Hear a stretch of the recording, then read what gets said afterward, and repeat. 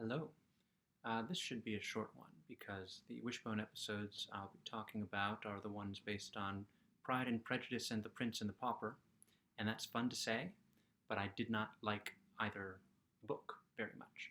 I liked the episodes. I did not like either book. This is not the copy of Pride and Prejudice that I read. This belongs to the malevolent supernatural force that I live with, and my copy was a kind of semi-fantasy hardcover with illustrations. It wasn't really fancy, but it was meant to look so, and I gave that away after I read it. And my copy of The Prince and the Pauper, which might have also been an old Signet classic, uh, the same age as this one, because it had a similar, very nice illustration on the cover, and I did not keep that one either. I thought I had given it to the malevolent supernatural force, but apparently not. She didn't want it either.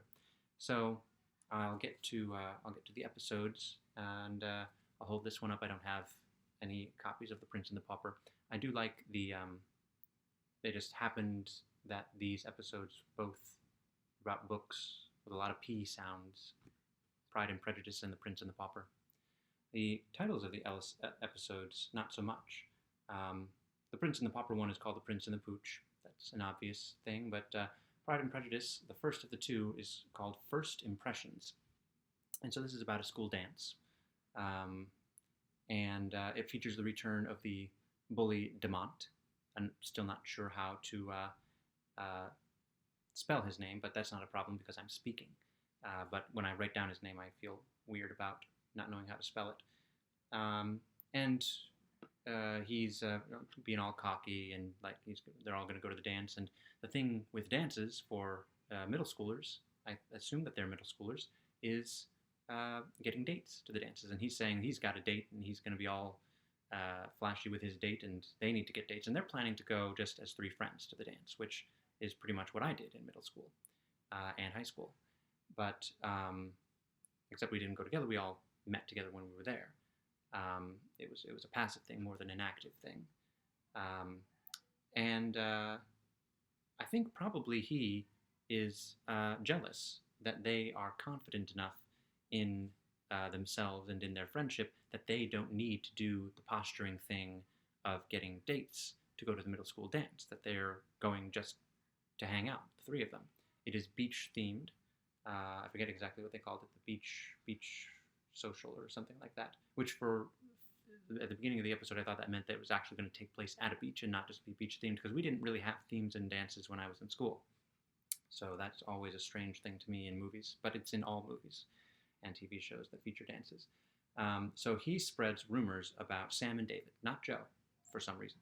And I wrote down also that this is just one of the shows, one of the episodes where Joe cares about clothes and wants to get new shoes and just kind of not exactly sure, it seems, why he cares about these things, but like at that stage of development as a kid who's growing up and starting to care about how he presents himself. And I find those portions of the show and aspects of his story particularly effective. I think that they work very well as far as being realistic, whereas much of the rest of it, which features a talking dog, is not very realistic. Speaking of that talking dog, Wishbone is at the dance at the end. I think that's a little strange. But Wishbone is also at a dance in the Pride and Prejudice dramatization that they do, and that's of course the first Pride and Prejudice exposure, as with every story, pretty much every classic novel. This was my first exposure to Pride and Prejudice, and I don't think I understood a lot of the back and forths and the windy paths that Elizabeth and Mr. Darcy take to find each other, but I did love seeing Wishbone do the country dance and, forward and backward and turning around. I loved watching the dog do that, and I have very fond memories of that. Whenever the episode was on, or whenever I watched it on VHS taped off the TV. And so rumors spread, and this, of course, parallels in Pride and Prejudice. Prejudice is in the title. People hear things and spread rumors and then think things about the other characters that aren't true, but they refuse to let go of them. They refuse to even address them with those other people, which is why Elizabeth and Mr. Darcy don't get along. I did enjoy the Keira Knightley movie version, and last year, I forget why we finished 2 episodes short, but we did watch the Colin Firth version, the 6 episode BBC version.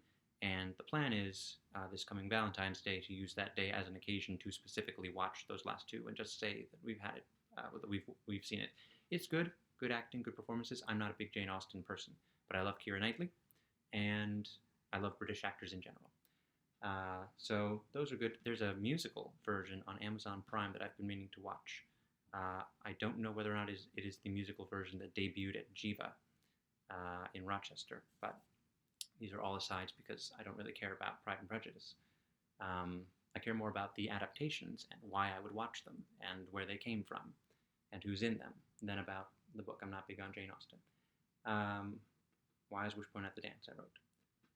At the dance, Jo reunites the trio with some hard talking. Look, you were friends before. Demont said something. Now you're not friends. Is this really how we're going to do this? And it makes sense what he says. He says something different, but that's the sentiment, I believe. And all three of them look away as they say sorry, which is a classic kids TV show thing. I wrote down, for lack of anything else to write down, that I took a Jane Austen class in college, and even though I didn't end up really liking Jane Austen, I loved the teacher, and I actually specifically asked for because I'm supposed to have taken a certain number of classes, certain kinds of classes or whatever to get in. I hadn't completed the class that I need to take to get in yet. I was taking it at the time, and so I got a pass to get into this class. And I feel bad that I didn't come out of it a Jane Austen fan.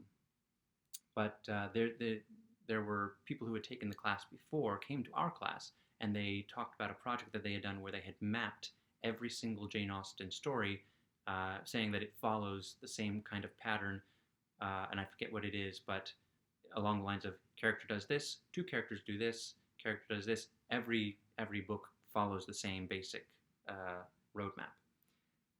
And of course, at the end of the story about the school dance, it is revealed that Demont has no date, and he seems to be really afraid of Wishbone.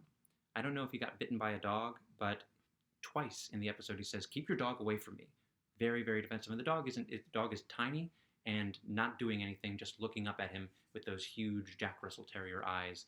And I think probably he was bitten by a dog, and that is part of the trauma that leads him to behave in such a negative way. That is just one of the things that I thought of because I don't care for Pride and Prejudice. So, let's see. Oh, I just wrote down again acting. I can appreciate the acting in the Jane Austen adaptations, even if I can't appreciate the Jane Austen of the Jane Austen adaptations. The guy who played Wickham in the Jane Austen portion was very droll, and he was very funny, and I really liked him. I did not look up his name for some reason, unfortunately.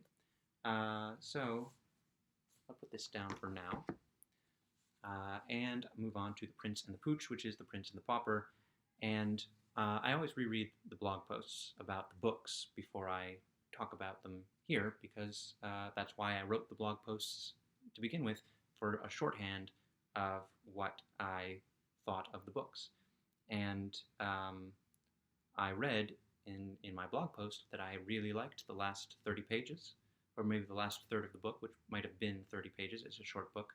And I liked a secondary mistaken identity plot line that kind of starts halfway through the book and continues to the end, parallel to the main mistaken identity plot line, which is a prince and a pauper who look exactly alike, switching clothes and then becoming mistaken for each other.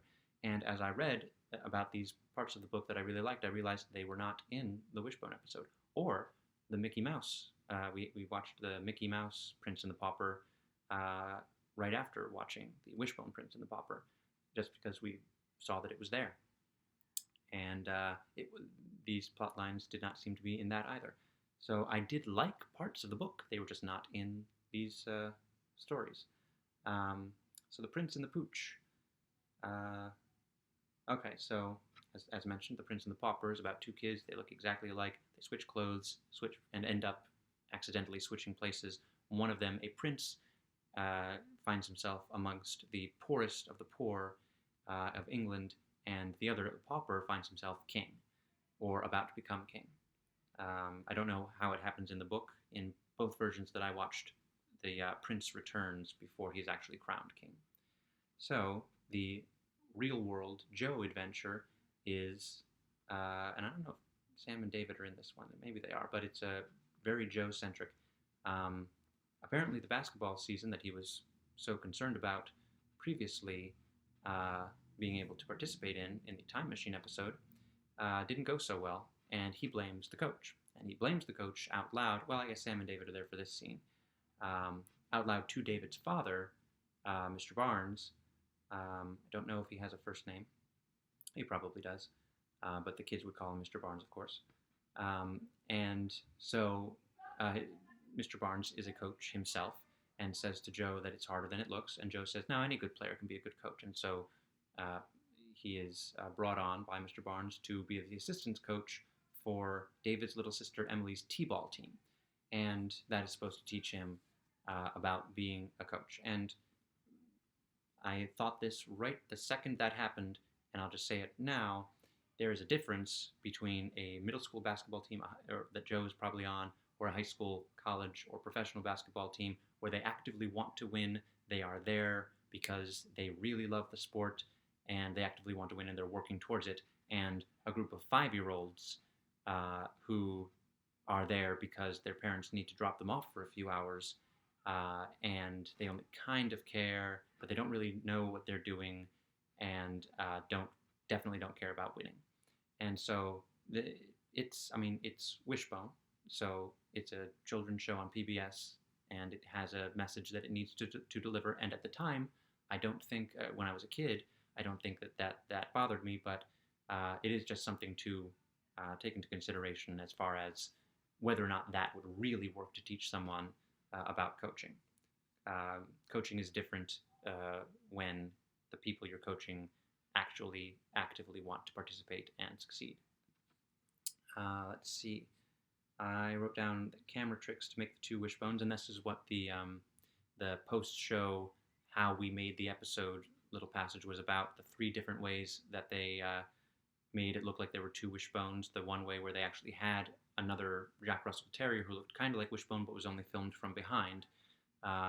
The splicing together of 2 shots. You shoot Wishbone here, and then you shoot Wishbone here, and then you splice them together so it looks like there are 2, and then just this shot has only the one character, this shot has only the one character, but it looks like they're interacting if you edit it together the right way. So I enjoyed that, and I especially enjoyed the idea of having a body double for the dog. It makes sense, and it's probably, I think in a lot of this sort of thing, they just use a couple of different golden retrievers, for instance. They don't use just one golden retriever, but they don't say the other one's a body double. They're just both playing the role. But for this, there's a star dog, and then there is the star dog's body double. I enjoy that. Early in the coaching process, Wishbone, which we know Emily loves Wishbone, is very distracting to the 5-year-old girls, as he naturally would be. And this comes back later when Wishbone actually starts assistant coaching. See, that's what you need. You don't need someone who actually cares about coaching to coach 5-year-old girls. You need a dog. Wishbone is very effective as a coach. And if Joe had just used him, Joe has to, David's dad ends up having to go on a business trip, and Joe has to coach all by himself for the big game. So that's how he comes to learn. And then he has to deal with one of the kids' parents doing what Joe had done in the beginning and kind of saying, what, anybody can do this. Why can't you do this? And then, of course, Wanda and Emil and what's Joe's mom's name? I forget.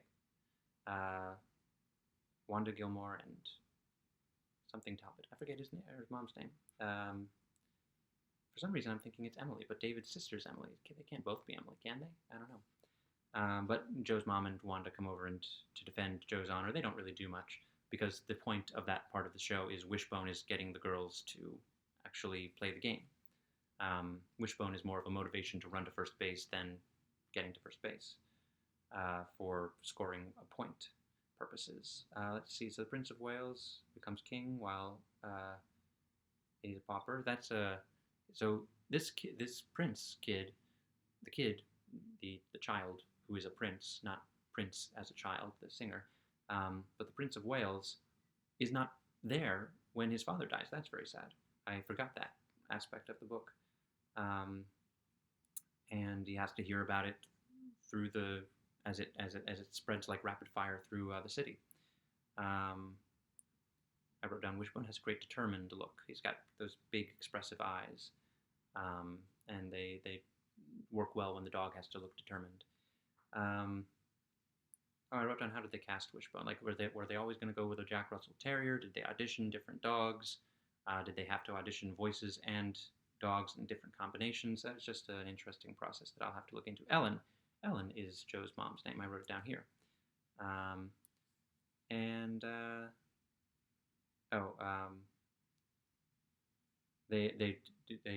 So they at the end of the book when the two identical kids come together, they of course have the court has to determine which one is real, and they set a test, and that's not important. But the last thing that I want to mention from the episode is as the team is celebrating their success, the dog is kind of intermingling and moving around, and there's a line that's clearly a line that was written that has to be there for story purposes or just a joke deliberately written. But then as the dog kind of hides its face and goes back, the voice of Wishbone says, "No pictures, please." And I just wonder, as I sometimes do, was that improvised? Was that in the script, or is that just the dog did something and so you put something there because it's funny?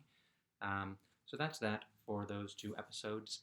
And let's see if I can just quickly look and see which will be next. The Prince and the Pauper. Oh, The Count of Monte Cristo, which I have not read, and Treasure Island, which I have read. So that's next as far as Wishbone episodes. Next, as far as so many other things, I couldn't say. But let's wag another tail.